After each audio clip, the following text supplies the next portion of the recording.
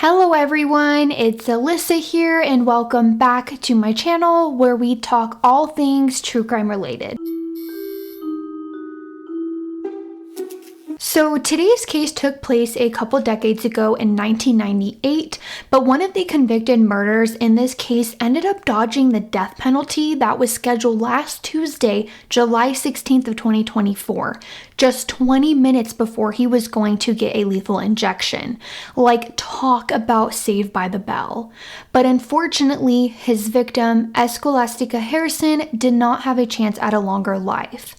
Now, I sincerely apologize if I am not pronouncing her name correctly, so for the sake of being respectful, I'm going to refer to her as Miss Harrison. So Miss Harrison was born on February 10th, 1913 in Brownsville, Texas, making her 85 years old at the time of this case. She grew up in the Catholic Church with 11 of her brothers and sisters, so she definitely had a big family and was close with everyone. She would end up getting married to Robert Harrison, and they continued to live in Brownsville, which is located at the very south tip of the Texas border. Her and her husband owned and managed a mobile home park that they would describe as a stepping stone for many people, especially immigrants from Mexico. Ms. Harrison was also a third grade teacher at Cromack Elementary School that I guess was in one of the poorest neighborhoods in Brownsville, and the school was filled with children to migrant workers. So one subject she heavily focused on with her students was English because she knew they would be set up for success if they learned proper English. Her nephew even stated that she told her students that she didn't want them speaking slang or anything like that. It was also said that she kind of treated her students like a drill sergeant because they needed to know how to speak with proper pronunciation. Now, she didn't do this to be mean, but rather because she wanted to give these kids the tools they needed to get by in this world. Her care for her students was so deep to the point where she would bring them food and even would take their dirty clothes home and wash them. Like, she was just the most caring person. After retiring as a school teacher, her husband would end up passing away in 1991, but she still went on to manage the mobile home park, but did find more time to tend to her garden and had just the sweetest soul, and her community around her felt this. She was more than just a landlord to her tenants. She deeply cared about them by offering advice, fixing things, and would occasionally buy diapers to help those families that were in need. Now, although she would scold them every so often, her tenants loved her. She would also make the summer so much fun for her nephews by always having them over. They would actually fish in a pond that was behind her home and would bring sandwiches out to them while they were playing. She was just so caring and valued the people around her. Also, I thought this was really sweet, but she would make her family homemade tortillas because they were too expensive at the store. So instead of just making them for herself, she would make them for all 11 of her siblings, amongst other caring acts. Okay, so we're gonna kind of shift here for a second, but an important item I need to note here is that Miss Harrison did not trust banks and therefore had about $600,000 in cash in her home. And this becomes relevant later on in the case, but basically she stashed all her cash in suitcases in her bedroom instead of putting it into a bank account. In 1998, her nephew Abel ended up moving in with her, so essentially people that were involved with or friends with Abel started coming around. One of these people was 21-year-old Ruben Gutierrez.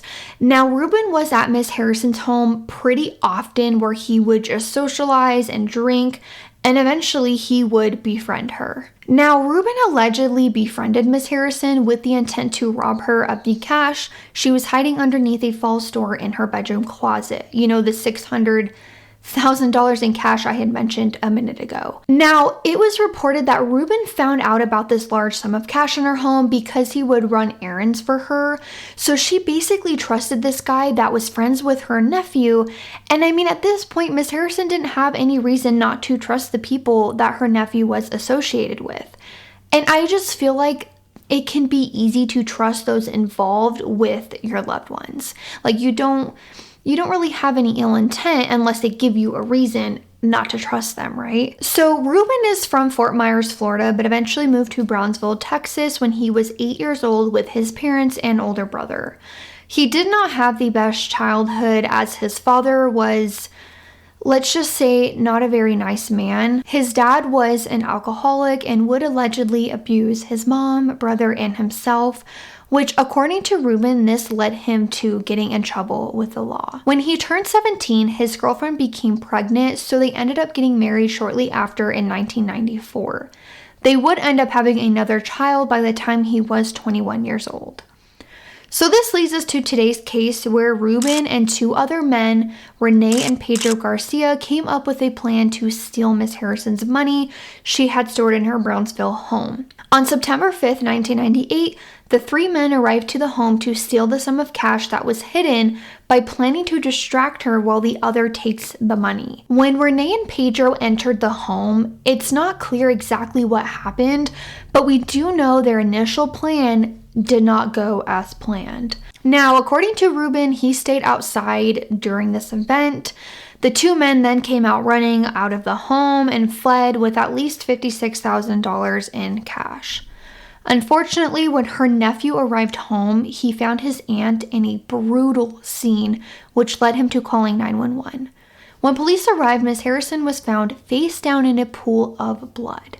She had been stabbed with 2 different screwdrivers 13 times. So 2 people entered the home, 2 murder weapons were found. Can kind of do the math there. Now, she did have defensive wounds that showed she fought for her life during this attack, and the medical examiner did testify in court stating that the blows to the left side of her face were the ones that ultimately caused her death. Ruben admitted to planning the robbery with the help of the other 2 men, but maintains that he never expected the night to turn violent, and also maintains that he stayed outside during this altercation, which doesn't make sense to me because Pedro was apparently the getaway driver.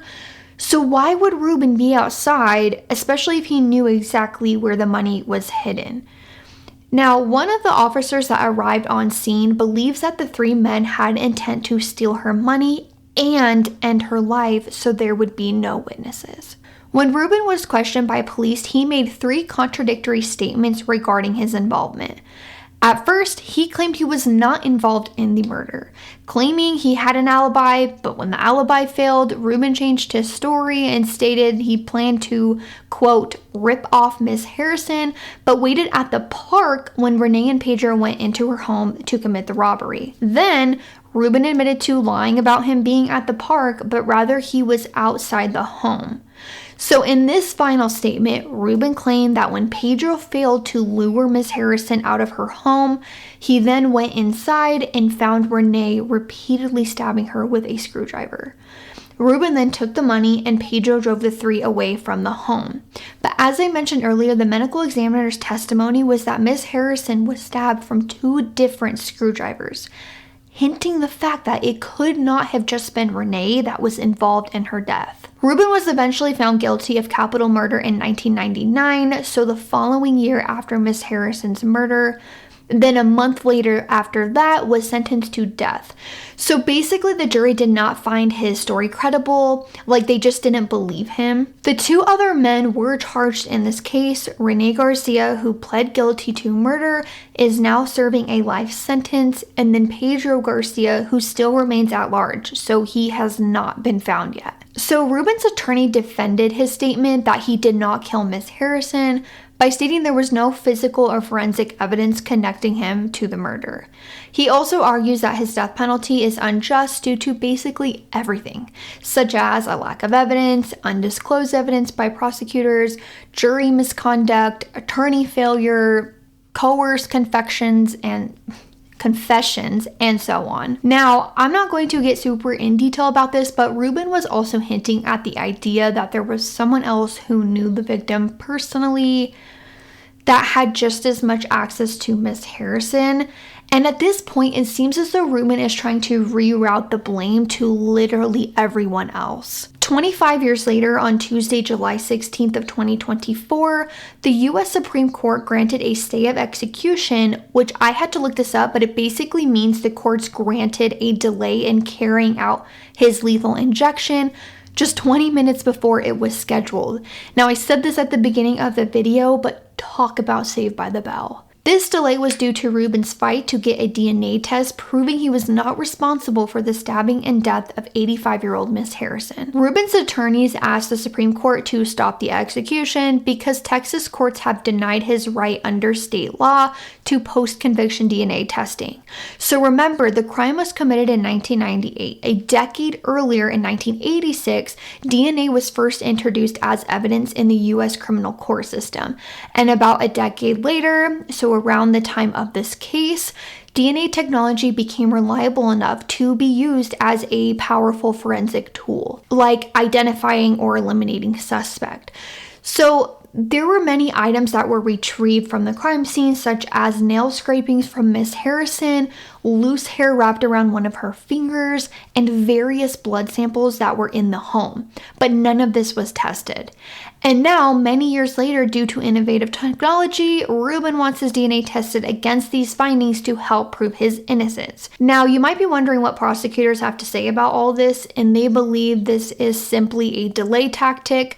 And I do as well, which I'll go over later, but basically just delaying his death penalty because he was convicted on various pieces of evidence, such as his confession where he admitted to planning the robbery and that he was inside the home when Miss Harrison was killed. So under Texas law, a person can be held liable for the actions of others if they assist or encourage the commission of a crime. Meaning, yeah, Ruben might not have admitted to killing her, but he admitted to being there when it happened and therefore is held liable. There was even witnesses that put Ruben at the time of the scene. Also, the district attorney's office stated that state law does not allow for post-conviction DNA testing to prove innocence in death penalty cases. So just a whole lot of back and forth about this post-DNA situation, but so far all of the testing efforts from the defense have been denied. And to end on this note, the prosecutors believe his punishment is justified and his execution will be constitutional. But what's frustrating is that Ruben chose not to undergo DNA testing at his trial back in 1999 and has used this as leverage ever since. So you don't want to utilize DNA testing at the time of your trial, but now that you were convicted with the death penalty, you all of a sudden want to. It makes no sense other than the fact that he wants to delay his execution. Now, in my opinion, I stated earlier that I agree with the prosecutors that this is a delay tactic because believe it or not, this is not the first time Ruben's execution date has been postponed. This has actually happened several times, 6 to be exact. And one of those times was due to issues about Ruben having a spiritual advisor in the death chamber with him. Like, you were involved in taking this sweet, innocent lady's life, and now you want someone there basically holding your hand while you're put to rest? Like, okay, part of me feels bad for being too harsh, but I just have no sympathy when I think about what happened to Miss Harrison. Now, it's not clear how long this delay will last, but for now, Ruben will remain in prison until the high court decides on whether they should review his appeal request. So if they deny his request, this delay in execution will be lifted and he will again face the lethal injection. It is very unfortunate what happened to Miss Harrison, especially with how kind of a soul she had.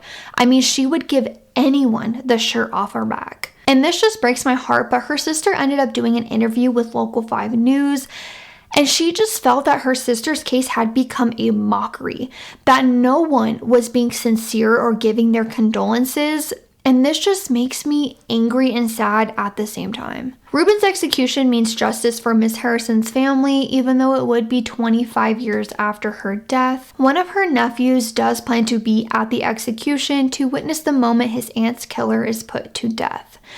This is actually a promise he made to his mother on her deathbed. So that is it for today's case. If new information does come out about the execution, I will definitely pin an update in the comments below. But if you made it this far, thank you for watching and I will see you soon.